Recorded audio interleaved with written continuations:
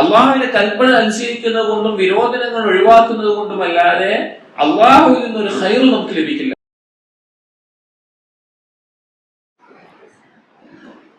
السلام عليكم ورحمة الله وبركاته.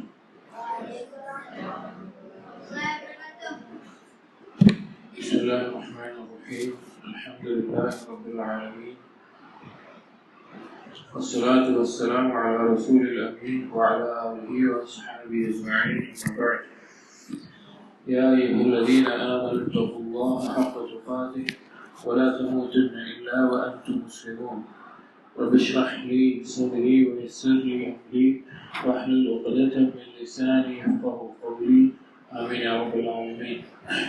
പ്രിയപ്പെട്ട സത്യവിശ്വാസികൾ, ഇമാം ബുഖാരി റഹിമഹുല്ലാഹ് അൽ-അദബുൽ മുഫ്രദ് എന്ന കിതാബിൽ അടുത്ത ബാബു ഫൗഖി സിലത്തുർ റഹിം, കുടുംബബന്ധം ചേർക്കുന്നതിന്റെ ശ്രേഷ്ഠത, അതുമായി ബന്ധപ്പെട്ട ഹദീസുകളാണ്. عن أبي هريرة رضي الله عنه قال أبو هريرة رضي الله عنه പറയുന്നു أتى رجل النبي صلى الله عليه وسلم فقال നബി സല്ലല്ലാഹു അലൈഹി വസല്ലമയുടെ അടുക്കലേക്ക് ഒരു വ്യക്തി വന്നുകൊണ്ട് പറഞ്ഞു, യാ റസൂലല്ലാഹ് ഇന്ന ലീ ഖറാബതൻ അസിലുഹും വയഖ്തഊൻ. റസൂലേ, എനിക്ക് കുടുംബക്കാരുണ്ട്, ഞാൻ അവരുമായിട്ട് ബന്ധം ചേർക്കും, പക്ഷെ അവര് ഞാനുമായിട്ടുള്ള ബന്ധം മുറിക്കുകയാണ്. ഞാൻ അവർക്ക് ഇഹ്സാൻ ചെയ്യും, നന്മകൾ ചെയ്യും, പക്ഷെ അവരെന്നോട് ഉപദ്രവങ്ങളാണ് ചെയ്യുന്നത്. എന്നോട് പലതരത്തിലുള്ള തെറ്റുകളും ഉപദ്രവങ്ങളും അവരുടെ ഭാഗത്തു നിന്നുണ്ടാവുന്നുണ്ട്, പക്ഷെ ഞാൻ അതൊക്കെ വിട്ടുവീഴ്ച ചെയ്ത് പുറത്തു കൊടുക്കുകയാണ്. എന്ന് പറഞ്ഞപ്പോൾ നബി സല്ലല്ലാഹു അലൈഹി വസല്ലം തിരിച്ചു പറഞ്ഞു, ലഇൻ കാന കമാ തഖൂൽ, നീ പറഞ്ഞതുപോലെയാണ് കാര്യമെങ്കിൽ കഅന്നമാ തുസിഫുഹും അൽമല്ല, ഇത് ഏതുപോലെയാണെന്ന് വെച്ച് കഴിഞ്ഞാൽ നീ അവരുടെ മേലെ തീക്കനലുകൾ ഇടുന്നത് പോലെയാണ്. വലാ യസാലു മഅക മിനല്ലാഹി ളഹീറുൻ അലൈഹിം മാ ദുംത അലാ ദാലിക്, നീ ഇങ്ങനെ ചെയ്യുന്നിടത്തോളം കാലം, അഥവാ അവര് ബന്ധം മുറിച്ചിട്ടും അവര് കുഴപ്പങ്ങൾ ഉണ്ടായിട്ടും നീ ക്ഷമിക്കുകയും ബന്ധം ചേർക്കുകയും ചെയ്യുന്നിടത്തോളം കാലം അള്ളാഹുവിൽ നിന്നുള്ള ഒരു സഹായി നിനക്കുണ്ടാകും എന്ന് നബി സല്ലല്ലാഹു അലൈഹി വസല്ലം പറഞ്ഞു. അപ്പോ നമ്മൾ കഴിഞ്ഞ ദിവസങ്ങളിൽ ആരംഭിച്ച കിതാബ് എന്തായിരുന്നു? സിലത്തുർ റഹിം, കുടുംബബന്ധം ചേർക്കുന്നതുമായി ബന്ധപ്പെട്ടിട്ടുള്ള ഹദീസുകളാണ്. അപ്പൊ ഈ ഹദീസിൽ ഒരു വ്യക്തി വന്ന് നബി സല്ലല്ലാഹു അലൈഹി വസല്ലം ചോദിക്കുകയാണ്, എന്റെ കുടുംബക്കാരുമായിട്ട് ഞാൻ ബന്ധം ചേർക്കാൻ നോക്കുമ്പോഴൊക്കെ അവരൊക്കെ ബന്ധം മുറിക്കുകയും എന്നെ പല രീതിയിൽ ഉപദ്രവിക്കുകയൊക്കെയാണ് ചെയ്യുന്നത് എന്ന് പറഞ്ഞുകൊണ്ട് ഒരാൾ നബി സല്ലല്ലാഹു അലൈഹി വസല്ലമയുടെ അടുക്കൽ വരികയാണ്. സ്വാഭാവികമായിട്ടും ഇങ്ങോട്ട് ബന്ധം മുറിക്കുമ്പോൾ അങ്ങോട്ട് ബന്ധം ചേർക്കാൻ സാധാരണഗതിയിൽ ആൾക്കാർക്ക് താല്പര്യം ഉണ്ടാവില്ല. പക്ഷെ അങ്ങനെ ചെയ്യുക എന്നുള്ളത് വളരെ ശ്രേഷ്ഠമായിട്ടുള്ള, അതാണ് യഥാർത്ഥത്തിൽ ബന്ധം ചേർക്കൽ. അപ്പോൾ നബി സല്ലല്ലാഹു അലൈഹി വസല്ലം പറഞ്ഞ വാക്ക്, നീ ഇങ്ങനെയാണ്, നീ പറഞ്ഞതുപോലെയാണ് ചെയ്യുന്നതെങ്കിൽ കഅന്നമാ തുസിഫുഹും അൽമല്ല, നീ അവരുടെ മേലെ തീക്കനകൾ എറിയുന്നതിന് പോലെയാണിത്. എന്താണ് അതുകൊണ്ട് ഉദ്ദേശം? ഇതിൽ വിശദീകരിക്കുന്ന നേരത്ത് അളിമാക്കൾ പറഞ്ഞു, അതെന്തുകൊണ്ടാണെന്ന് വെച്ച് കഴിഞ്ഞാൽ നിന്നെ അവർ ഉപദ്രവിക്കുന്നുണ്ട്, നീ അവർക്ക് ഉപകാരം ചെയ്തുകൊണ്ടേയിരിക്കുന്നു. അത് യഥാർത്ഥത്തിൽ അവർ ചെയ്യുന്ന ഉപദ്രവത്തിന് അവരുടെ മേലെയുള്ള കുറ്റം കൂടുന്ന ഒരു കാര്യമാണ്. കാരണം അവർ ചെയ്യുന്നത് തെറ്റാണ്. പക്ഷെ ഈ വ്യക്തി തിരിച്ചങ്ങോട്ട് നന്മകൾ കൂടുതൽ ചെയ്യുന്നതിന് കൂടി അവരെന്ത് ചെയ്യാണ്? കൂടുതൽ ഉപദ്രവങ്ങളാണ്. കൂടുതൽ അവരുടെ മേലെ ഹിജ്ജത്ത് സ്ഥാപിക്കപ്പെടും. അതായത് ഇയാളിൽ നിന്ന് ഇങ്ങനെയൊക്കെ അയാൾ ബന്ധം ചേർക്കാൻ നോക്കിയിട്ടും നിങ്ങൾ ബന്ധം മുറിച്ചല്ലോ എന്നുള്ള അവസ്ഥയാണ് അവിടെ ഉണ്ടാവുക.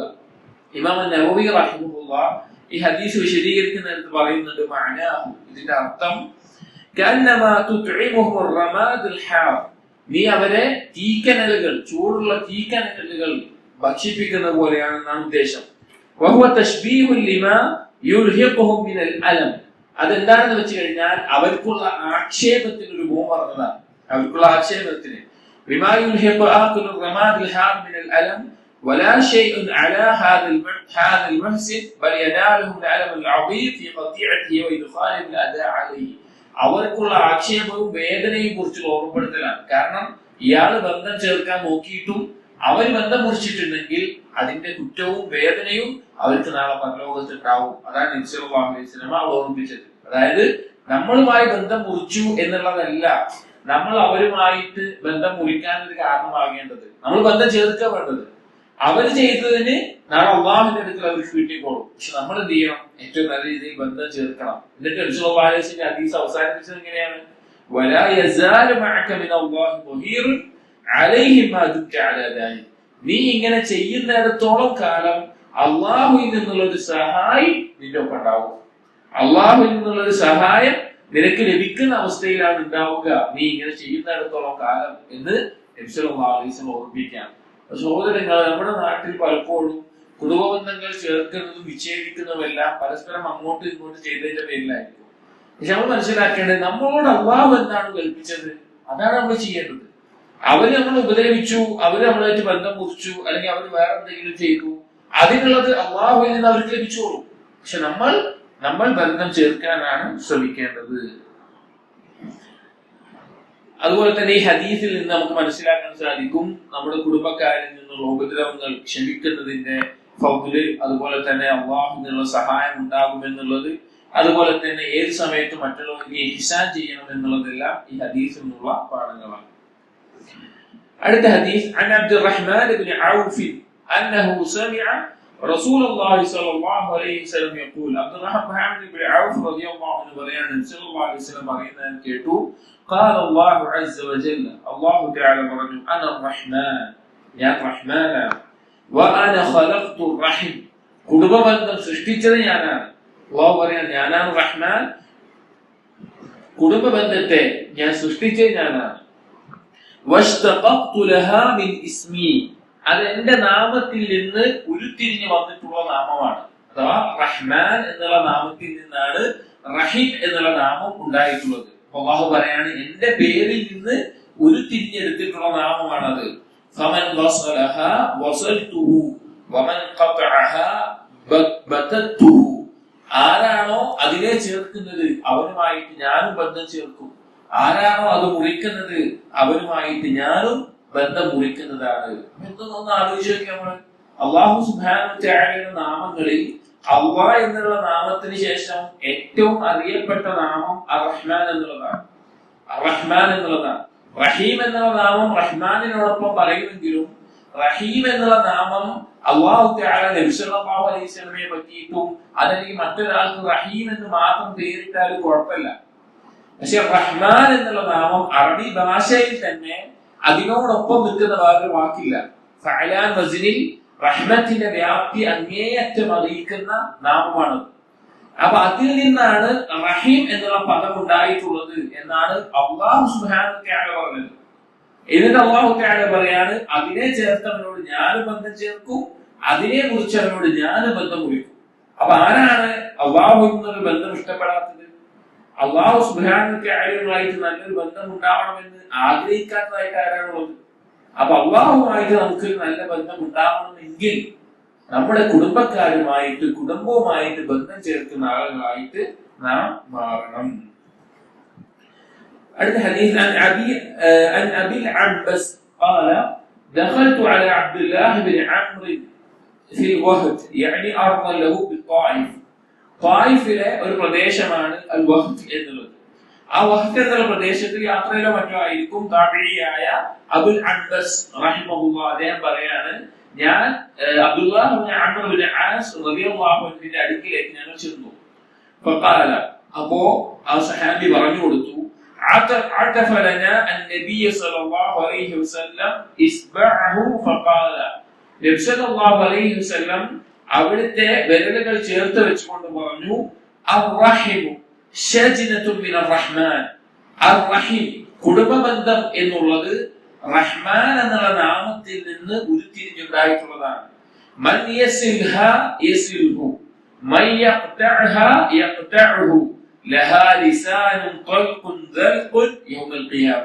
എന്ന് പറയാണ് ആരാണോ ആ കുടുംബബന്ധം ചേർക്കുന്നത് അവനുമായി അല്ലാഹു ബന്ധം ചേർക്കും, ആരാണോ കുടുംബബന്ധത്തെ മുറിക്കുന്നത് അവനുമായി അല്ലാഹു ബന്ധം മുറിക്കും. എന്നിട്ട് പറയാണ് ലഹാ ലിസാനുൻ ത്വൽഖുൻ ദൽഖുൻ യൗമൽ ഖിയാമ. നാളെ പരലോകത്ത് കുടുംബ ബന്ധത്തിന് നല്ല ഉച്ചാരണ ശുദ്ധിയുള്ള നല്ല സംസാര വൈഭവമുള്ള ഒരു നാവുണ്ടാകും എന്ന് നബി സല്ലല്ലാഹു അലൈഹി വസല്ലം പറയാം. എന്താണ് ഉദ്ദേശിക്കുന്നത്? എന്താണ്?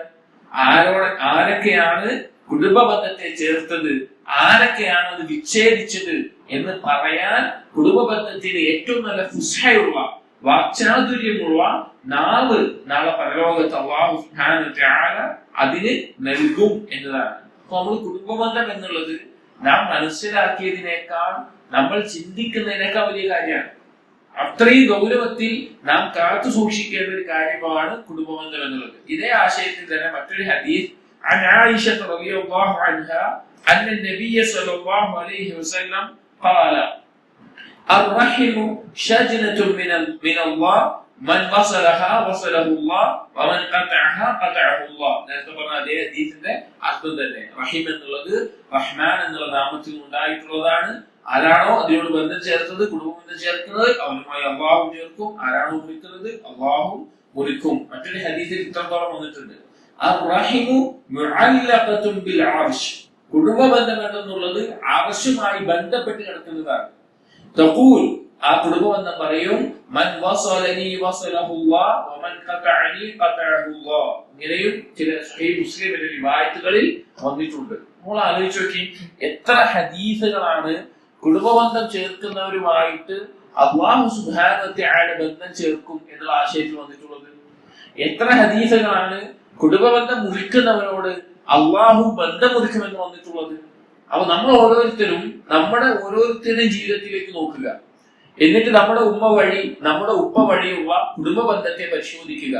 എത്രത്തോളമാണ് അവരുമായിട്ട് നമ്മൾ ബന്ധം ചേർക്കുന്നത്. അത് ഒരു ഫോൺ വിളി ആയിരിക്കാൻ ചിലപ്പോൾ ബന്ധം ചേർക്കാൻ കാരണമാക്കുന്നത് മഅറൂഫ് അനുസരിച്ചിട്ടാണ്, ഉറഫ് അനുസരിച്ചിട്ടാണ്, ഒരു നാടനുസരിച്ചിട്ടാണ്. ചിലപ്പോൾ ഒരു നാട്ടിൽ ബന്ധം ചേർക്കുക എന്നുള്ളതിന് എല്ലാവരും വീടുകളിൽ പോയി സന്ദർശിക്കുന്ന രീതിയായിരിക്കും. അപ്പോൾ അതാണ് ചെയ്യേണ്ടത്.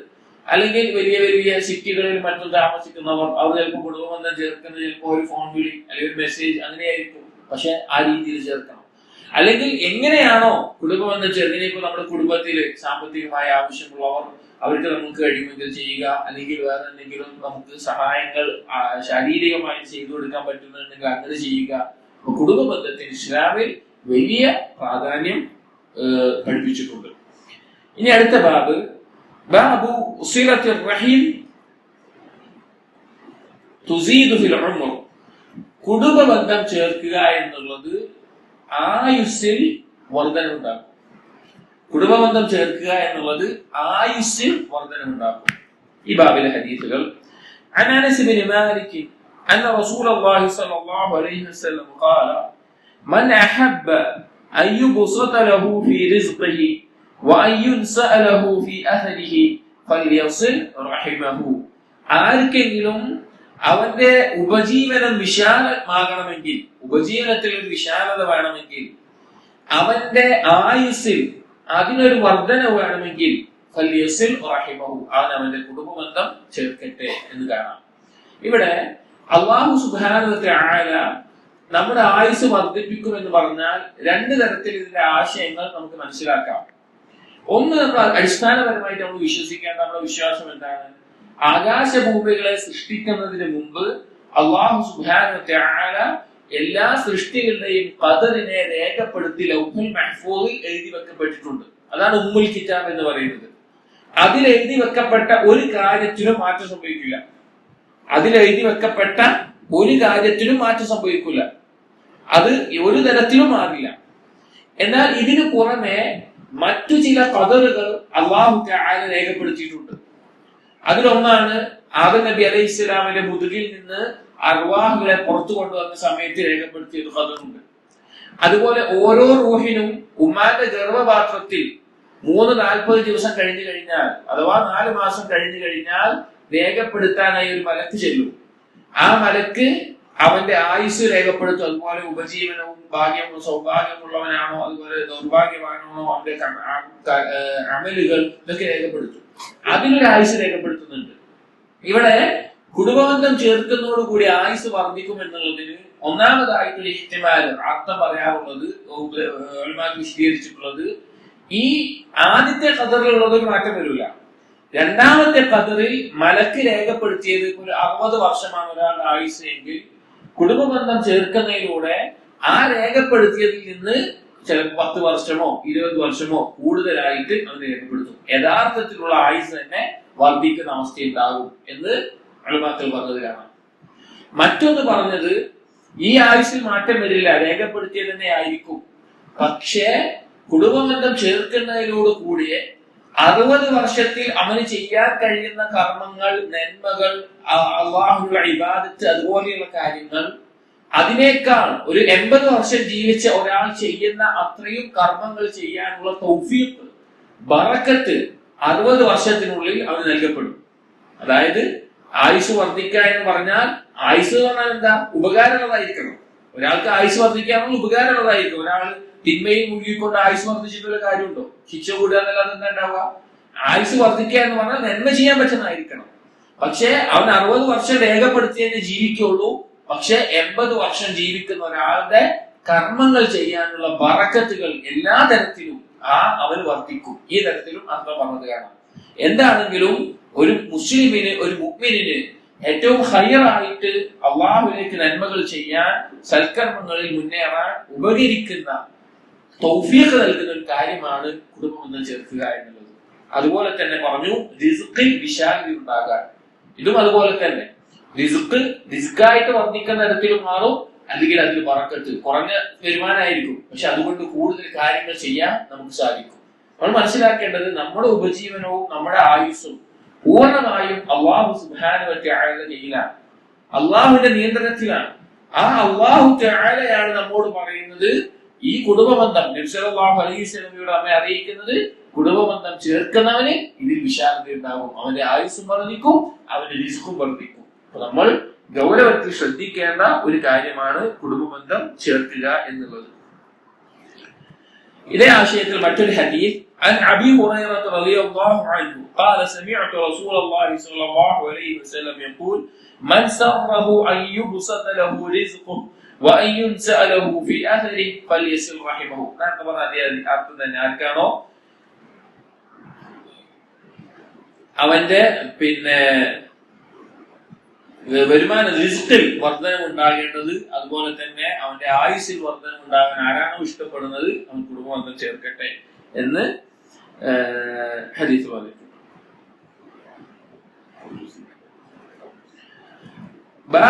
അടുത്ത ബാബുമൻ വസല റഹിമഹു അഹബ്ബഹുല്ലാഹ്.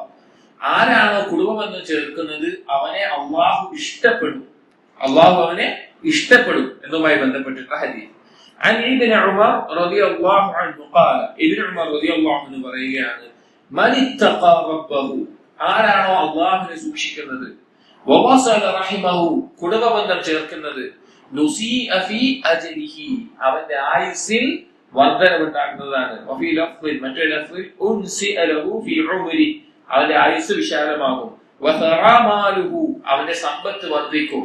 വഅഹബ്ബഹു അഹ്ലുഹു, അവന്റെ ആളുകൾ, അവന്റെ കുടുംബവും അവന്റെ ചുറ്റുമുള്ള ആളുകളും അവനെ ഇഷ്ടപ്പെടുകയും ചെയ്യും. ഈ ഹദീസിൽ എന്താണ് പറയുന്നത്? ഇബ്നു ഉമർ റളിയല്ലാഹു അൻഹു പറയാണ്, മൻ ഇത്തഖ റബ്ബഹു, ആരാണോ തന്റെ റബ്ബിനെ സൂക്ഷിക്കുന്നത്. എന്താണ് തഖ്വ എന്ന് പറഞ്ഞു കഴിഞ്ഞാൽ? തഖ്വ എന്ന് പറഞ്ഞാൽ അൽ അമലു ബിതാഅത്തില്ലാഹ് അലാ നൂരിൻ മിനല്ലാഹ് റജാഅ സവാബില്ലാഹ് വതർക് മആസിയല്ലാഹ് അലാ നൂരിൻ മിനല്ലാഹ് ഖീഫത അദാബില്ലാഹ്.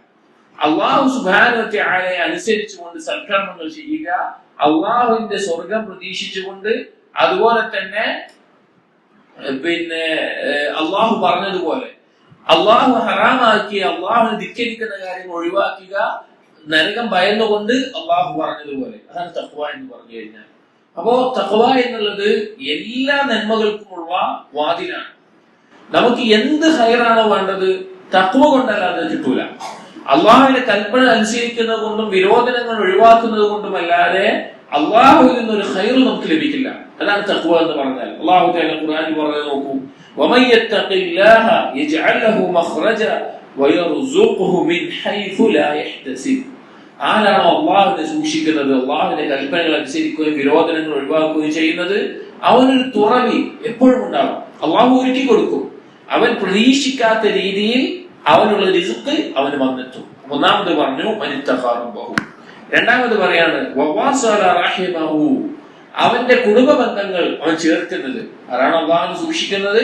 അവന്റെ കുടുംബ ബന്ധങ്ങൾ ചേർക്കുന്നത്. നുസീഅ ഫീ അജ്ലിഹി, അവന്റെ ആയുസ്സിൽ വർധനവുണ്ടാകും. നേരത്തെ പറഞ്ഞതുപോലെ തന്നെ ആയുസ്സിൽ വർധനവുണ്ടാകും. ഈ ഹദീസിൽ ഇത്ര കൂടി വന്നു, വസറാമാലുഹു, അവന്റെ സമ്പത്ത് ഏറ്റവും ഉപകരിക്കുന്ന രീതിയിൽ വർദ്ധിക്കുന്ന, അവൻ ആവശ്യമായ രീതിയിൽ വർദ്ധിക്കുന്ന അവസ്ഥയുണ്ടാവും. അടുത്തത് പറഞ്ഞു വഅഹബ്ബഹു അഹ്ലുഹു, അവന്റെ ചുറ്റുമുള്ള അവന്റെ കുടുംബക്കാരും മറ്റുള്ള ആളുകളും അവനെ ഇഷ്ടപ്പെടും. കാരണം എന്താണ്? സ്വാഭാവികമായിട്ട് ആലോചിച്ച് നോക്കി, കുടുംബബന്ധം ചേർക്കുന്ന ഒരാളോടാണോ, കുടുംബബന്ധം മുറിക്കുന്ന അല്ലെങ്കിൽ കുടുംബബന്ധം ചേർക്കാൻ ഒന്നും ചെയ്യാത്ത ഒരാളോടാണോ അവന്റെ കുടുംബക്കാർക്ക് ഇഷ്ടം ഉണ്ടാവുക? കുടുംബബന്ധം ചേർക്കുന്നവരോടാണ്. അപ്പോ ആ രീതിയിൽ ആളുകൾ ഇഷ്ടപ്പെടും. ഇനി എന്താണ് ഇവിടെ ഇമാം ബുഖാരി റഹിമഹുല്ലാഹ് അള്ളാഹു ഇഷ്ടപ്പെടും എന്നുള്ള പേര് കൊടുക്കാനുള്ള കാരണം? ഇവിടെ എന്ത് കൊടുത്തിട്ടില്ല? അള്ളാഹുവിന്റെ ഇഷ്ടത്തെ പറ്റി പറഞ്ഞിട്ടില്ല. പക്ഷെ അള്ളാഹു ഇഷ്ടപ്പെടും എന്നുള്ള പേര് കൊടുക്കാനുള്ള കാരണം എന്താണ്? കാരണം സത്യവിശ്വാസികളായ അടിമകളുടെ കൽബിൽ ഒരു വ്യക്തിയോട് ഇഷ്ടം തോന്നുന്നുണ്ട് എങ്കിൽ, ഒരു വ്യക്തിയോട് ഇപ്പൊ നമുക്ക് മുഅ്മിനീകളായ ആളുകൾക്ക് ഒരു മുഅ്മിനായ വ്യക്തിയോട് ഇഷ്ടം തോന്നുന്നുണ്ട് എങ്കിൽ അത് അള്ളാഹു അവനെ ഇഷ്ടപ്പെടുന്നതിന്റെ അടയാളമാണ്. അള്ളാഹു അവനെ ഇഷ്ടപ്പെടുന്നു എന്നതിന്റെ അടയാളമാണത്. അപ്പൊ അതുകൊണ്ട് തന്നെ കുടുംബബന്ധം ചേർക്കുന്നത് അള്ളാഹുവിന്റെ ഇഷ്ടം നേടാൻ കാരണമാകും. അടുത്ത ബാബ് ബിർറിൽ അഖ്റബ് ഫൽ അഖ്റബ്, ഏറ്റവും അടുത്ത ആളുകളോട് പുണ്യം ചെയ്യുക, പിന്നെ അതിനോട് അടുത്ത ആളുകൾ. അപ്പൊ നമ്മൾ കുടുംബബന്ധം ചേർക്കുക എന്ന് പറഞ്ഞു കഴിഞ്ഞാല് അതെങ്ങനെ ഇപ്പൊ ചേർക്കുക, ആരോടാ ചേർക്കേണ്ടത്, ആ രീതിയിലുള്ള സംശയത്തിനുള്ള മറുപടിയുമാണ് ഈ ബാബിലെ ഹദീസ്. അനിൽ മിഖ്ദാം ഇബ്നു മഅദി കദിബ അന്നഹു സമിഅ റസൂലുള്ളാഹി സ്വല്ലല്ലാഹു അലൈഹി വസല്ലം യഖൂൽ, മിഖ്ദാം റളിയല്ലാഹു അൻഹു ഉദ്ധരിക്കാൻ നബി സ്വല്ലല്ലാഹു അലൈഹി വസല്ലം പറയുന്നത് ഞാൻ കേട്ടു, ഇന്നല്ലാഹ യൂസീകും ബി ഉമ്മഹാതികും, അല്ലാഹു തആല നിങ്ങളോട് വസിയത്ത് ചെയ്തിരിക്കുന്നു നിങ്ങളുടെ ഉമ്മമാരുടെ വിഷയത്തിൽ, അതായത് അവരോട് ബിർറ ചെയ്യണമെന്നുള്ള വിഷയത്തിൽ. ثم يوصيكم بأمهاتكم, വീണ്ടും നിങ്ങളോട് വസിയത്ത് ചെയ്യുന്നു. ثم يوصيكم بآبائكم, പിന്നെ നിങ്ങളുടെ ഉപ്പമാരോട് പുണ്യം ചെയ്യണമെന്നുള്ളതിന് വസിയത്ത് ചെയ്യുന്നു. ثم يوصيكم بالأقرب فالأقرب, പിന്നെ നിങ്ങളോട് അടുത്തുള്ള കുടുംബക്കാരോട്. അപ്പൊ നമ്മൾ ഏറ്റവും പുണ്യം ചെയ്യേണ്ടത് നമ്മുടെ ഉമ്മയോടാണ്, പിന്നെ ഉപ്പയോടാണ്, പിന്നെ സഹോദരന്മാരോടാണ്.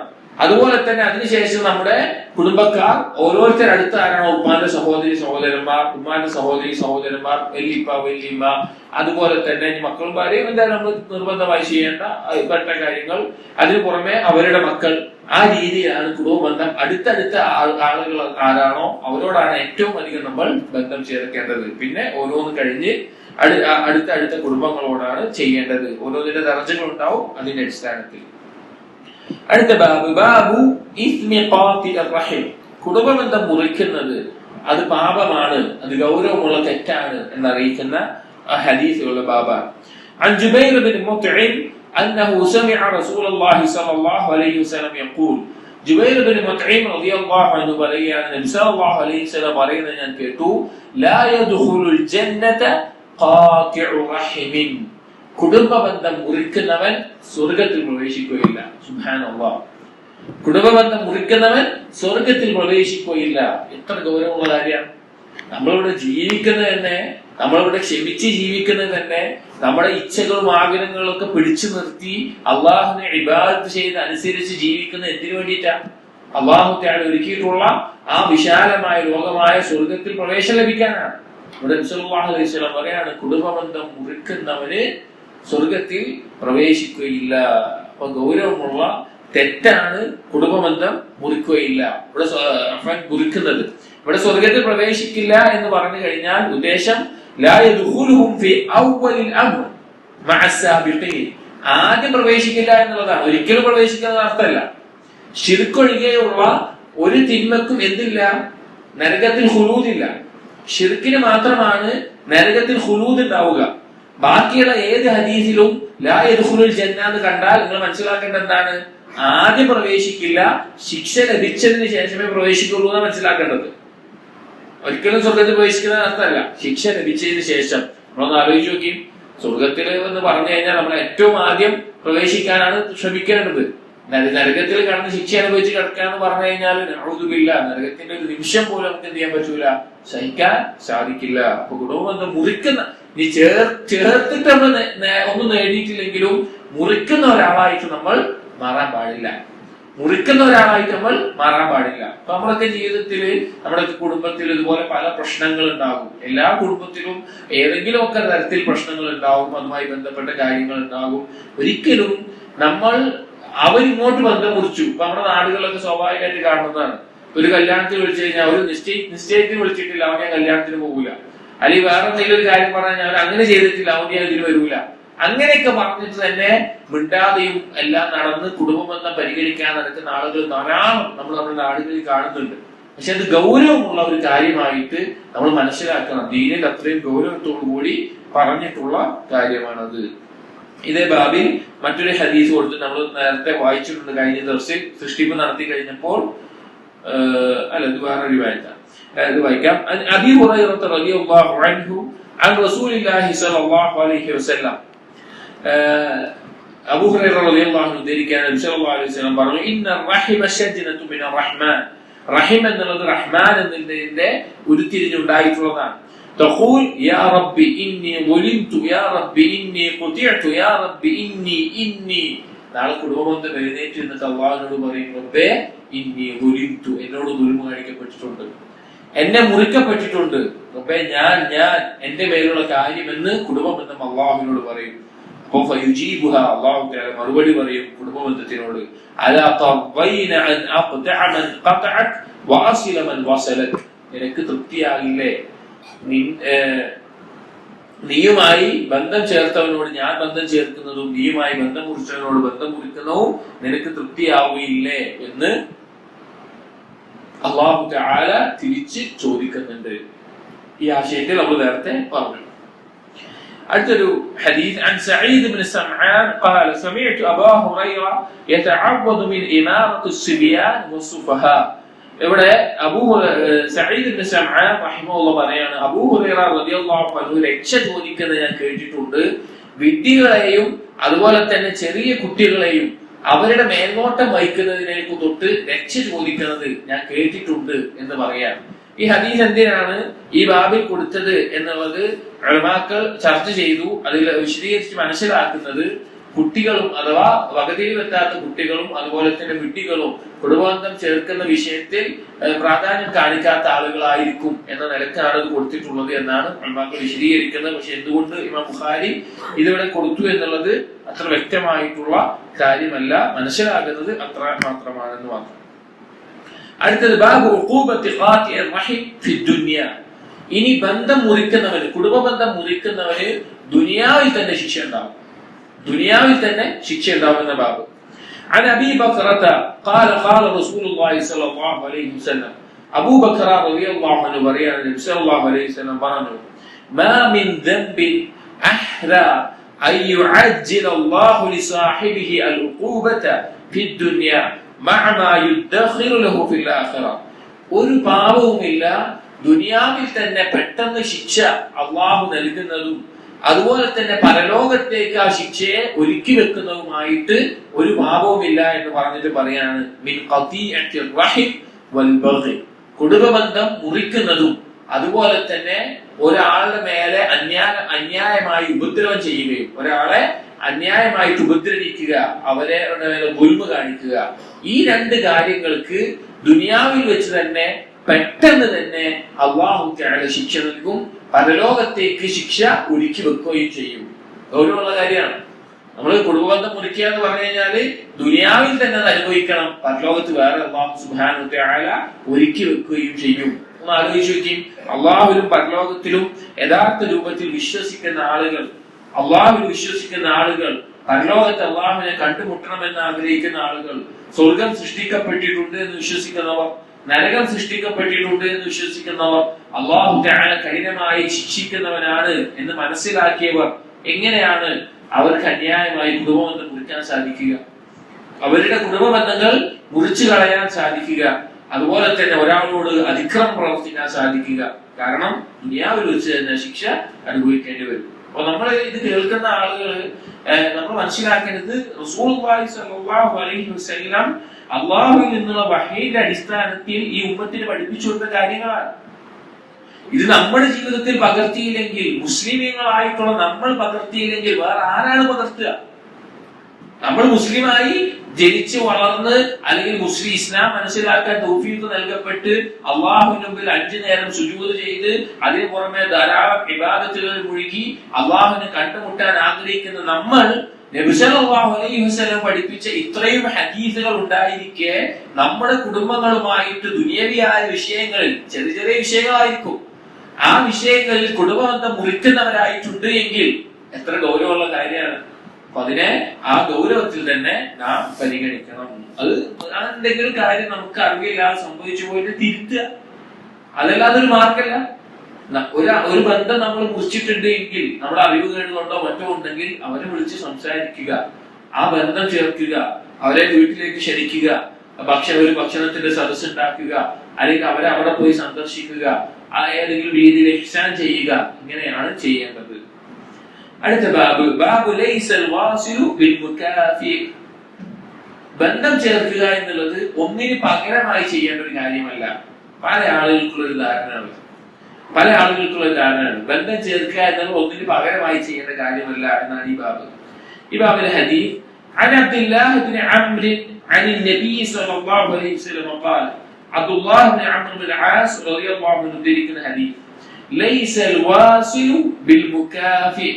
ഇങ്ങോട്ട് ചെയ്തതിന് പകരം ചെയ്യുക എന്ന നിലക്ക് ഇങ്ങോട്ട് ബന്ധം വെച്ചവനോട് തിരിച്ചു ബന്ധം വെക്കുന്നവനല്ല എന്ത് കുടുംബബന്ധം ചേർത്തവൻ. എന്നിട്ട് പറയാണ് വലാകിന്നൽ വാസില അല്ലദീ ഇദാ ഖുതിഅത് റഹിമുഹു വസലഹ. കുടുംബബന്ധം ചേർത്തവൻ എന്ന് പറഞ്ഞാൽ അവനുമായിട്ട് ബന്ധം മുറിച്ചവരോട് അങ്ങോട്ട് പോയി ബന്ധം ചേർക്കുന്നവനാണ്. അവനുമായി ബന്ധം മുറിച്ചവനോട് അങ്ങോട്ട് ചെന്ന് ബന്ധം ചേർക്കുന്നവനാണ് യഥാർത്ഥത്തിൽ കുടുംബബന്ധം ചേർത്തവൻ. സുബ്ഹാനല്ലാഹ്, എത്ര ഗൗരവത്തിൽ നമ്മൾ മനസ്സിലാക്കേണ്ട ഒരു കാര്യമാണ്, എത്ര ഗൗരവത്തിൽ നമ്മൾ ചിന്തിക്കേണ്ട കാര്യമാണ്.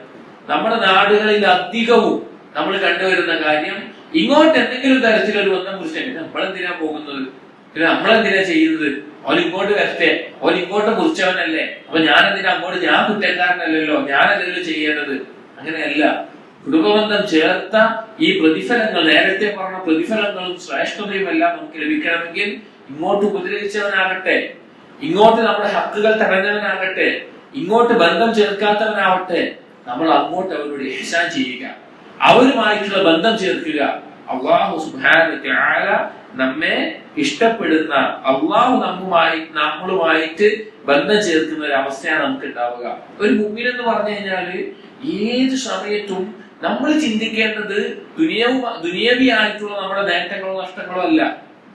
നമുക്ക് എന്ത് സംഭവിച്ചാലും, ഒരു കാലിലൊരു മുള്ളു തറച്ചാൽ ആ മുള്ളു പൊതിച്ചെടുക്കുമ്പോൾ ആ മനുഷ്യൻ അനുഭവിക്കുന്ന വേദനയ്ക്കും ബുദ്ധിമുട്ടിനും പകരം പാപങ്ങൾ പുറത്തു കൊടുക്കുന്നു പറയുമ്പോ, ഏതൊരു നിസ്സാരമായ കാര്യം നമ്മുടെ ജീവിതത്തിൽ ഉണ്ടായാലും അത് അല്ലാഹുമായി പരലോകവുമായി നമ്മൾ ബന്ധപ്പെടുത്തണം. നമുക്കത് നോക്കിയാൽ മതി. നമുക്ക് അതാണ് പ്രധാനമായിട്ട് നമ്മുടെ ചിന്ത ഉണ്ടാവേണ്ടത്. അപ്പൊ ആ രീതിയിൽ ഇങ്ങോട്ട് ബന്ധം മുറിച്ചോണ്ട് ഇങ്ങോട്ട് ബന്ധം വെച്ചോണ്ട് തിരിച്ച് ബന്ധം വെക്കലല്ല, ഇങ്ങോട്ട് മുറിച്ചവരോടും ബന്ധം ചേർക്കലാണ് യഥാർത്ഥത്തിലുള്ള സിലത്തുർ റഹീം എന്ന് പറയുന്നത്. അടുത്തത് ബാബു ഫദ്ലി മൻ യസിലു റഹീം അദ്ദാലിം. ഇവിടെ ഇത് നേരത്തെ പറഞ്ഞതുപോലെ തന്നെ ഇങ്ങോട്ട് ഉപദ്രവിച്ചതിന്റെ പേരിലും മറ്റുമുള്ള ആളുകളോടാണെങ്കിലും അങ്ങോട്ട് ബന്ധം ചേർക്കുന്നതിന്റെ ഫദ്ലിനെ അറിയിക്കുന്ന, അതിനുള്ള ശ്രേഷ്ഠത അറിയിക്കുന്ന ഒരു ഹദീസാണ്. അനിൽ ബറാ ഖാല ജാഅ അറാബിയ്യുൻ ഫഖാല യാ നബിയല്ലാഹ് അല്ലിംനി അമലൻ യുദ്ഖിൽനി അൽ ജന്നത. ഒരിക്കലും ഒരു അറാബി നബി സല്ലല്ലാഹു അലൈഹി വസല്ലം അടുക്കൽ വന്നുകൊണ്ട് ചോദിച്ചു, അല്ലിംനി അമലൻ യുദ്ഖിൽനി അല്ലാഹു അൽ ജന്ന. എനിക്കൊരു അമല് റസൂലേ പഠിപ്പിച്ചു തരണം, എന്നെ സ്വർഗത്തിലേക്ക് പ്രവേശിപ്പിക്കുന്ന ഒരു അമലായിരിക്കണം അത്, എന്നെ സ്വർഗത്തിലേക്ക് പ്രവേശിപ്പിക്കുന്ന ഒരു അമൽ. قال النبي صلى الله عليه وسلم പറഞ്ഞു, لئن كنت أخسرت الخطبة لقد أعرضت المسألة.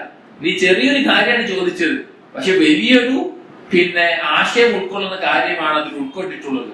നീ ചോദിച്ചത് ചെറിയൊരു വാക്കാണ്, പക്ഷെ പറയേണ്ടത് വലിയൊരു മസലയാണെന്ന് പറഞ്ഞു. എന്നിട്ട് പറഞ്ഞു രണ്ടിന്റെയും അർത്ഥം അടിമയെ മോചിപ്പിക്കുക എന്നുള്ളതാണ്. നമ്മൾ വ്യത്യാസം പറയാം. അങ്ങനെ ചോദിച്ചപ്പോ രണ്ടുകൊണ്ട് ഉദ്ദേശിക്കുന്നത് അടിമയെ മോചിപ്പിക്കുക എന്നാണ്.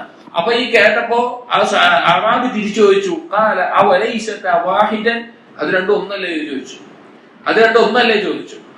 അപ്പൊ നബി സല്ലല്ലാഹു അലൈഹി വസല്ലം പറഞ്ഞു, അല്ല,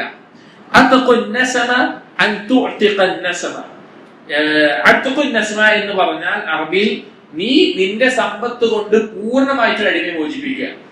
ഒരു അടിമയുണ്ട്, ആ അടിമയെ നിന്റെ പണം കൊണ്ട്, ആ അടിമയ്ക്ക് എന്താണോ വില അത് പൂർണ്ണമായും നിന്റെ പണം കൊടുത്തിട്ട് മോചിപ്പിക്കുന്നതിനാണ് എന്ന് പറയുന്നത്. എന്ന് പറഞ്ഞാൽ എന്ന് പറഞ്ഞു കഴിഞ്ഞാൽ നീ അടിമയെ മോചിപ്പിക്കാൻ വേണ്ടി നീ സഹായിക്കുക എന്നുള്ളതാണ്. അത് ഏതെങ്കിലും തരത്തിലുള്ള സഹായമായിരിക്കും. അത് എന്താണോ സഹായിക്കാൻ സാധിക്കുക ആ തരത്തിൽ സഹായിക്കുന്നതിനാണ് ഉദ്ദേശിക്കുന്നത്. എന്നിട്ട് പറഞ്ഞു നീ എന്ത് ചെയ്യുക, നല്ല പാല് നൽകുന്ന ഒരു മൃഗത്തെ, പശുവിനെയോ അല്ലെങ്കിൽ ഒട്ടകത്തിനെയോ ആടിനെയോ വാങ്ങുകയും നിന്റെ കുടുംബക്കാര്, നിന്റെ ബന്ധമുള്ള കുടുംബ ബന്ധം ചേർക്കുന്ന ആളുകൾക്ക് അതിന്റെ പാല് കറന്നു കൊടുക്കുകയും ചെയ്യുക, അല്ലെങ്കിൽ അവരെ ഭക്ഷിപ്പിക്കുക എന്നുള്ള അർത്ഥത്തിൽ. എന്നിട്ട് പറഞ്ഞു നിനക്ക് അങ്ങനെയൊന്നും ചെയ്യാൻ സാധിക്കില്ല, വിമോചിപ്പിക്കാനുള്ള പണം നിനക്കില്ല, കുടുംബബന്ധം ചേർത്തുകൊണ്ട് അല്ല അവർക്കുള്ള ഭക്ഷണവും അല്ലെങ്കിൽ അവരെ ഭക്ഷിപ്പിക്കാനും അതിനൊന്നുള്ള കഴിവ് നിനക്കില്ല എങ്കിൽ നീ നന്മ കൽപ്പിക്കുക, തിന്മ വിരോധിക്കുക. അതിന് നിനക്ക് കഴിയില്ല എങ്കിൽ നിന്റെ നാവിനെ പിടിച്ചു നിർത്തുക, ഖൈറിലല്ലാതെ നിന്റെ നാവിനെ പിടിച്ചു നിർത്തുക എന്ന് പിന്നെ നബി സല്ലല്ലാഹു അലൈഹി വസല്ലം ഉപദേശിച്ചു. വളരെ ഉപകാരമുള്ള, നാം ശ്രദ്ധിക്കേണ്ട കുറച്ച് പാഠങ്ങളാണ് ഈ ഹദീസിലൂടെ പഠിപ്പിച്ചിട്ടുള്ളത്. വളരെ ഉപകാരമുള്ളത്. ഒന്ന്, ഈ അറാബി ഒന്ന് ചോദിച്ചത് എന്നെ സ്വർഗത്തിലേക്ക് പ്രവേശിപ്പിക്കുന്ന ഒരു അമല് എനിക്ക് പറഞ്ഞു തരണം. വിശ്വാസം പറഞ്ഞു, നീ ചോദ്യം വളരെ ചെറുതായിരുന്നു, പക്ഷെ അത് വലിയൊരു കാര്യമാണ് ചോദിച്ചിട്ടുള്ളത് എന്ന് പറഞ്ഞു. അതിലൊന്നാമത്തേത് പറഞ്ഞത് അടിമ മോചിപ്പിക്കാൻ, നിനക്ക് പൂർണ്ണമായ ഒരു അടിമയെ മോചിപ്പിക്കാൻ സാധിക്കുമെങ്കിൽ നീ അങ്ങനെ ചെയ്യുക, അതല്ല എങ്കിൽ നിനക്ക് അതിന് ഏതെങ്കിലും തരത്തിൽ സഹായിക്കാൻ സാധിക്കുമെങ്കിൽ അങ്ങനെ ചെയ്യുക. നമുക്കറിയാം നബി സല്ലല്ലാഹു അലൈഹി വസല്ലം കാലത്ത് വളരെ പ്രബലമായിരുന്ന, അവരുടെ സാമ്പത്തിക സ്ഥിതിയെ നിലനിർത്തിയിരുന്ന, അവരുടെ ജീവിത വ്യവഹാരങ്ങളെ നിലനിർത്തിയിരുന്ന ഒരു കാര്യമായിരുന്നു അടിമ സമ്പ്രദായം എന്നുള്ളത്. അതുകൊണ്ട് തന്നെ ദീനിലെ പല കഫാറത്തുകളിലും നിയമമായിട്ട് അടിമയെ മോചിപ്പിക്കുക എന്നുള്ളത് പഠിപ്പിച്ച് കാണാം. ആ അടിമ സമ്പ്രദായത്തിൽ അവരെ മോചിപ്പിച്ച് സ്വതന്ത്രരാക്കുന്നത് വളരെ ശ്രേഷ്ഠമായിട്ടുള്ള കാര്യമായി പഠിപ്പിച്ചിട്ടുണ്ട്. അപ്പൊ അങ്ങനെ ചെയ്യുക എന്ന് പറഞ്ഞു. അതോടൊപ്പം നബി സല്ലല്ലാഹു അലൈഹി വസല്ലം പറഞ്ഞ വിഷയമാണ് നമ്മുടെ ഈ ബാബുമായി ബന്ധപ്പെട്ടത്. അഥവാ നല്ല പാല് നൽകുന്ന അല്ലെങ്കിൽ നല്ല ഉപകാരം നൽകുന്ന ഒരു മൃഗത്തെ വാങ്ങുകയും അതിൽ നിന്ന് ലഭിക്കുന്ന പാലും അതുപോലെ തന്നെ മറ്റുള്ള ആ ഉപകാരങ്ങളുമെല്ലാം നിന്റെ കുടുംബക്കാർക്ക് പിന്നെ നൽകാൻ വേണ്ടി പിന്നെ എന്ത് ചെയ്യുക, അവരെ ഭക്ഷിപ്പിക്കുകയും അവരെ കുടിപ്പിക്കുകയും എല്ലാം ചെയ്യുക. എന്താണ്, കുടുംബക്കാർക്ക് ഏത് തരത്തിലാണോ ഇഹ്സാൻ ചെയ്യാൻ സാധിക്കുക ആ തരത്തിൽ ചെയ്യണം. സ്വാഭാവികമായിട്ടും എല്ലാ ആളുകൾക്കും ആവശ്യമായിട്ട് വരുന്ന ഒരു കാര്യം എന്തായിരിക്കും, അവർക്ക് അവരുടെ ജീവിത രീതി, അവരുടെ ഭക്ഷണം, അവരുടെ ഉപജീവന മാർഗം, ഇതാണ് എല്ലാ മനുഷ്യന്മാരുടെയും അടിസ്ഥാനപരമായിട്ടുള്ള ചിന്ത ഉണ്ടാവുക. അപ്പൊ ആ വിഷയത്തിൽ സഹായിക്കാൻ പറ്റുമെങ്കിൽ അങ്ങനെ ചെയ്യുക. എന്നിട്ട് പറഞ്ഞു, അതിന് നിനക്ക് കഴിയില്ല, അതിനുള്ള കഴിവൊന്നുമില്ല നിനക്ക് എങ്കിൽ സദഖയിൽപ്പെട്ട കാര്യമാണ് നന്മ കൽപ്പിക്കുക, തിന്മ വിരോധിക്കുക. ഇത് നമ്മുടെ കുടുംബക്കാരിലും നമ്മൾ ചെയ്യേണ്ട ഒരു കാര്യമാണ്. അതിന്റെ മസ്ലഹത്തും മഫ്സദത്തും എല്ലാം പരിഗണിച്ചുകൊണ്ട് നാം ചെയ്യേണ്ട കാര്യമാണ്. കുടുംബ ബന്ധങ്ങൾ ചേർക്കുന്നിടത്ത് നമ്മളെ കൊണ്ട് സാധിക്കുന്ന രീതിയിൽ നന്മകൾ കൽപ്പിക്കുക, തിന്മ വിരോധിക്കുക എന്നുള്ളത്. നമുക്കറിയാം, നമ്മുടെ കുടുംബങ്ങൾ എന്ന് പറഞ്ഞാൽ ചിലപ്പോൾ എല്ലാവരും ദീനിനെ യഥാർത്ഥ രൂപത്തിൽ മനസ്സിലാക്കുന്നവരായിക്കൊള്ളുന്നില്ല. പലരും ചിലപ്പോൾ തൗഹീദുള്ളവർ തന്നെ ആയിക്കൊള്ളുന്നില്ല. അല്ലെങ്കിൽ അള്ളാഹുവിനെ സൂക്ഷിച്ച് ജീവിക്കുന്നതിൽ ഹറാമുകൾ ഒഴിവാക്കുന്ന, അള്ളാഹുവിന്റെ കൽപ്പന അനുസരിക്കുന്ന, സുന്നത്തിനെ മുറുകെ പിടിക്കുന്ന ആളുകൾ ആയിക്കൊള്ളുന്നില്ല.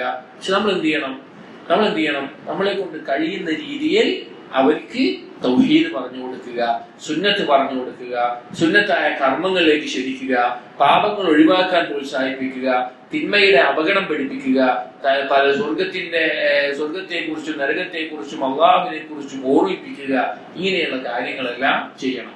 ഇനി അങ്ങനെ നിനക്ക് സാധിക്കുന്നില്ല, അത് നീ ചെയ്താൽ പ്രശ്നമാണ്, കുഴപ്പമാണ്, അല്ലെങ്കിൽ അതിനുള്ള അവസരമില്ല എങ്കിൽ നബി സല്ലല്ലാഹു അലൈഹി വസല്ലം അവസാനം പറഞ്ഞത് ഫകുഫ ലിസാനക ഇല്ലാ ബിൽ ഖൈർ, ഖൈറല്ലാത്ത ഒന്നിലും ഖൈറല്ലാത്ത കാര്യങ്ങളിൽ നിന്റെ നാവിനെ നീ പിടിച്ചു വെക്കുക. അഥവാ പൊതുവേ ഉള്ള ഈ കിതാബിൽ തന്നെ ബാബുകൾ വിഷയവുമായി ബന്ധപ്പെട്ട് വരുന്നുണ്ട്. അറിയപ്പെട്ട കാര്യമാണ് നമ്മുടെ നാവ് എന്നുള്ളത്. അത് നമ്മൾ പിടിച്ചു വെച്ചിട്ടില്ല എങ്കിൽ അധിക ആളുകൾ നരകത്തിൽ കിടക്കാൻ കാരണമാകുന്ന കാര്യം നാവാണ്. കാരണം അവൻ അറിയാതെ, അവൻ ചിന്തിക്കാതെ അവന്റെ കർമ്മങ്ങൾ നിഷ്ഫലായി പോകും. ഗീബത്ത് എന്നൊക്കെ പറഞ്ഞു കഴിഞ്ഞാല് അത്രയും അപകടം പിടിച്ചൊരു കാര്യമാണ്. കാരണം നമുക്ക് മനസ്സിലാവുന്നില്ല, നമ്മുടെ അമലുകൾ പൊളിഞ്ഞു പോകുന്ന നമ്മൾ അറിയുന്നില്ല. അതുപോലെ തന്നെ മറ്റു പല കാര്യങ്ങളും. നാവിനെ പിടിച്ചു വെക്കുക, എന്തു ചെയ്യുക? നന്മ മാത്രം സംസാരിക്കുക. അത് സ്വർഗത്തിൽ പ്രവേശിക്കാൻ കാരണമാകുന്ന ഒരു കാര്യമായിട്ട് നബി സല്ലല്ലാഹു അലൈഹി വസല്ലം പഠിപ്പിക്കാം. അപ്പൊ ഈ ഹദീസിൽ സ്വർഗപ്രവേശനത്തിന് കാരണമാകുന്ന നന്മകൾ ഒന്ന് അടിമമോചനം പറഞ്ഞു, രണ്ടാമത് കുടുംബബന്ധം ചേർക്കുന്നത്, അവർക്ക് ആവശ്യമായിട്ട് അവരെ ഭക്ഷിപ്പിക്കുകയും കുടിപ്പിക്കുകയും അതുപോലെയുള്ള കാര്യങ്ങൾ ചെയ്യുന്ന വഴി, മൂന്നാമത്തേത് നന്മ കൽപ്പിക്കുകയും തിന്മ വിരോധിക്കുകയും പറഞ്ഞു, നാലാമത്തേത് നാവിനെ പിടിച്ചു വെക്കുക, ഖൈറായത് മാത്രം സംസാരിക്കുക എന്നുള്ളത്. അടുത്ത ബാബ് ബാബു മൻ വസല റഹിമഹു ഫിൽ ജാഹിലിയ്യ സുമ്മ അസ്ലമ. ജാഹിലിയത്തിൽ അഥവാ കുഫറിലായിരുന്ന കാലത്ത് ഒരാൾ കുടുംബബന്ധം ചേർക്കുന്നവനായിരുന്നു, പിന്നീട് ഇസ്ലാം സ്വീകരിച്ചു. അതുമായി ബന്ധപ്പെട്ടുള്ള ഹദീസാണ്. عن حكيم بن حزام أنه قال للنبي صلى الله عليه وسلم. حكيم بن حزام إنه صحابي النبي صلى الله عليه وسلم പറഞ്ഞു أرأيت أمورا كنت أتحدث بها في الجاهلية من صلة وعطاقة وصدقة فهل لي فيها أجر. അദ്ദേഹം മുശ്രിക്കായിരുന്നു, ഇസ്ലാം സ്വീകരിച്ചതാണ്. ഒന്ന് ചോദിക്കാൻ നബിയെ, ഞാൻ ജാഹിലിയത്തിൽ തന്നെ കുറെ കുടുംബബന്ധം ചേർക്കലും അടിമ മോചിപ്പിക്കലും ദാനധർമ്മങ്ങളൊക്കെ ചെയ്തിട്ടുണ്ട്, അതിനുള്ള പ്രതിഫലം എനിക്ക് കിട്ടുമോ? ഖാല ഹകീമുൻ ഖാല റസൂലുള്ളാഹി സ്വല്ലല്ലാഹു അലൈഹി വസല്ലം. അദ്ദേഹം പറയാണ്, അദ്ദേഹത്തിനോട് നബി സല്ലല്ലാഹു അലൈഹി വസല്ലം പറഞ്ഞു, അസ്ലംത അലാ മാ സലഫ മിൻ ഖൈരിൻ. നീ ഇസ്ലാം സ്വീകരിച്ചിട്ടുള്ളത് നീ മുമ്പ് ചെയ്ത ഖൈറുകളിലായിക്കൊണ്ടാണ് എന്ന് പറയുകയുണ്ടായി. ഇത് ഇതിലെ വലിയൊരു മസ്അല, ഫുഖാഹകൾക്കിടയിലുള്ള വലിയൊരു മസ്അല ചർച്ച ചെയ്യുന്ന ഹദീസാണ്. ഈ ഹദീസിന്റെ മസ്അല എന്താണെന്ന് വെച്ച് കഴിഞ്ഞാല്, കാഫിറായിരുന്ന കാലത്ത് ഒരാൾ ചെയ്ത നന്മകൾ അയാൾ ഇസ്ലാമിലായാൽ, അയാൾ ഇസ്ലാം സ്വീകരിച്ചാൽ അതിന്റെ പ്രതിഫലം കിട്ടുമോ കിട്ടില്ലയോ എന്നതാണ് മസ്അലയുടെ അടിസ്ഥാന ചർച്ച. അതിന്റെ ചർച്ചകളും അഭിപ്രായങ്ങളിലേക്കും നമ്മൾ കൂടുതൽ കടക്കുന്നില്ല. അതിന്റെ അവസാനത്തെ ഉത്തരം എന്ന് പറഞ്ഞു കഴിഞ്ഞാൽ, മുശ്രിക്കായിട്ടുള്ള വ്യക്തി, ആ വ്യക്തിക്ക് അയാൾ ചെയ്ത നന്മകൾ ഇസ്ലാമിലേക്ക് പ്രവേശിക്കുമ്പോഴും അതിനുള്ള പ്രതിഫലം അവിടെ ഉണ്ടാവും. അതെന്താവില്ല, നഷ്ടപ്പെടില്ല. അതിനുള്ള തെളിവാണ് ഈ ഹദീസ്. ലഭിക്കില്ല എന്ന് പറഞ്ഞ പണ്ഡിതന്മാർ അതിന്റെ ചർച്ചയും ഉണ്ട്. അതിന്റെ അവസാനത്തെ നതീജ, അവസാനത്തെ റിസൾട്ടാണ് നമ്മൾ പറയുന്നത്. അവിടെ നന്മകൾ നഷ്ടമാവില്ല, തിന്മകൾ മാത്രം അവരിൽ നിന്ന് ഒഴിവാവുകയും ചെയ്യും. അപ്പോഴാണ് ഈ മസലയിൽ അടുത്തൊരു ചോദ്യം വരുന്നത്, ഒരാൾ മുസ്ലിം ആയിരുന്നു, അവൻ കുടുംബബന്ധം ചേർത്തു, പിന്നെ കാഫിറായി, അപ്പൊ എന്തായിരിക്കും? ആ നന്മകളിൽ ഉപകാരം ഉണ്ടാവുമോ? ഇല്ല. കുഫ്റും ശിർക്കും എന്താണ്? ആ നന്മകളെ മൊത്തം പൊളിച്ചു കളയുന്നതാണ്. എത്രയോ ആയത്തുകൾ, വല്ലദീന കഫറു അഅമാലുഹും കസറാബ്, കുഫാറുകൾ അവരുടെ പിന്നെ കർമ്മങ്ങൾ മരീചിക പോലെയാണ്. അതുപോലെ തന്നെ ലൈൻ അശ്റക്ത ലയഹ്ബതന്ന അമലുക്, നിന്റെ കർമ്മങ്ങളെല്ലാം പൊളിച്ചു പോകും. അവൻ ഇസ്ലാമിലായിട്ട് നന്മ ചെയ്തിട്ട് അയാൾ ശിർക്കിലെത്തിയാൽ കർമ്മങ്ങൾ പൊളിയും. അടുത്തൊരു മസല, ഒരാൾ എന്തായി? മുസ്ലിം ആയിരുന്നു, പിന്നീട് അയാൾ കാഫിറായി, പിന്നെ അയാൾ മുസ്ലിമായി. അപ്പൊ ആദ്യത്തെ ഇസ്ലാമിൽ ഉണ്ടായത് കർമ്മങ്ങൾ കിട്ടുമോ? അത് കിട്ടും എന്നാണ് ഉലമാക്കൾ പറയുന്നത്. മരണം അവസാനം എന്തായി എന്നുള്ളത് പരിഗണിച്ചിട്ടാണ് കാര്യങ്ങൾ. അവസാനത്തിൽ അയാൾ മുസ്ലിം ആയിട്ടാണ് എങ്കിൽ ഇസ്ലാമിലായിക്കൊണ്ട്, അല്ലെങ്കിൽ അയാൾ ചെയ്ത നന്മകൾ ഇടയിൽ ശിർക്ക് വന്നാലും കുഫറിൽ പോയിട്ടുണ്ടെങ്കിലും അയാൾ ചെയ്ത നന്മകൾ അയാൾക്ക് ലഭിക്കും. പക്ഷേ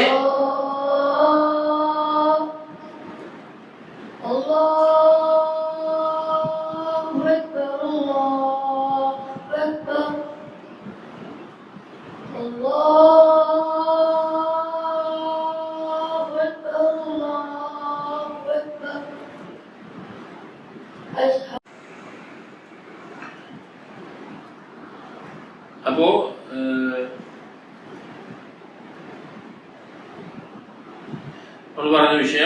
ഒരാൾ കുഫറിലായിരിക്കുമ്പോൾ ചെയ്ത സൽക്കർമ്മങ്ങൾ അയാളുടെ മരണം ഇസ്ലാമിലായിട്ടാണെങ്കിൽ അതിന്റെ പ്രതിഫലം അയാൾക്കുണ്ടാകും. പാപങ്ങളാണ് ഇസ്ലാമിലൂടെ മായ്ച്ചു കളയുക. ഇനി അയാൾ മുസ്ലിം ആയിരുന്നു, കുഫറിലേക്ക് പോയി, വീണ്ടും ഇസ്ലാമിലേക്ക് വന്നു, എങ്ങനെയാണെങ്കിലും അവസാനത്തിൽ അയാൾ ഇസ്ലാമിലായിക്കൊണ്ടാണ് മരിക്കുന്നത് എങ്കിൽ അയാൾക്ക് ആ പ്രതിഫലം ഉണ്ടാകും. അല്ലാഹു സുബ്ഹാനഹു വ തആല പറഞ്ഞു നോക്കൂ, വമൻ യർതദിദ് മിൻകും അൻ ദീനിഹി ഫയമുത് വഹുവ കാഫിറുൻ ഫഉലൈക ഹബിതത് അഅമാലുഹു. അല്ലാഹുവിന്റെ ആയത്തിൽ പറയാണ്, ഒരാൾ ദീനിൽ നിന്ന് മുർത്തദാവുകയാണ്, എന്നിട്ട് കാഫിറായിക്കൊണ്ട് മരണപ്പെടുകയാണ്. സൂറത്തു ബഖറയിലെ 217 ആയത്താണ്. അങ്ങനെ മരണപ്പെട്ടാൽ അവന്റെ അമലുകൾ നിഷ്ഫലമായിരിക്കും. അപ്പൊ മരണം കുഫറിലായതുകൊണ്ടാണ് അമലുകൾ നിഷ്ഫലമായത്.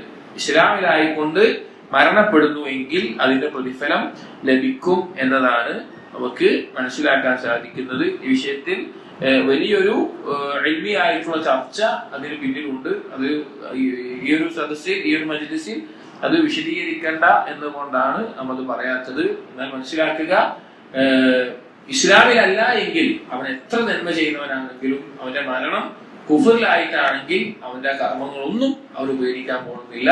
ഇസ്ലാമിലായിക്കൊണ്ട് മരിക്കുകയാണെങ്കിൽ അവൻ ഇസ്ലാമിലേക്ക് വരുമ്പോൾ അവന്റെ നന്മകളും അവനോടൊപ്പം ഉണ്ടാകുന്നതാണ്. ഇൻഷാ അല്ലാഹ് ഇതിന്റെ തുടർച്ചയായിട്ടുള്ള ബാബുകളും ഹദീസുകളും അടുത്ത ദിവസത്തിൽ നമുക്ക് നോക്കാം. അല്ലാഹു സുബ്ഹാനഹു വ തആല കാര്യങ്ങൾ മനസ്സിലാക്കാനും അത് ജീവിതത്തിൽ പകർത്താനും നമുക്ക് തൗഫീഖ് നൽകട്ടെ. അഖൂലു ഖൗലി ഹാദാ അസ്തഗ്ഫിറുല്ലാഹ ലി വലക്കും അസ്തഗ്ഫിറു ഇന്നഹു ഹുവൽ ഗഫൂറുർ റഹീം. സുബ്ഹാനക്കല്ലാഹുമ്മ വബിഹംദിക അഷ്ഹദു അൻ ലാ ഇലാഹ ഇല്ലാ അൻത അസ്തഗ്ഫിറുക വഅതൂബു ഇലൈക്. വസ്സലാത്തു വസ്സലാമു അലാ നബിയിനാ മുഹമ്മദിൻ വഅലാ ആലിഹി വസ്ഹബിഹി അജ്മഈൻ. അൽഹംദുലില്ലാഹി റബ്ബിൽ ആലമീൻ. അടുത്ത ആഴ്ച മുതൽ ബുധനാഴ്ച തീരുമാനമുണ്ടോ? ബുധനാഴ്ചയല്ലേ?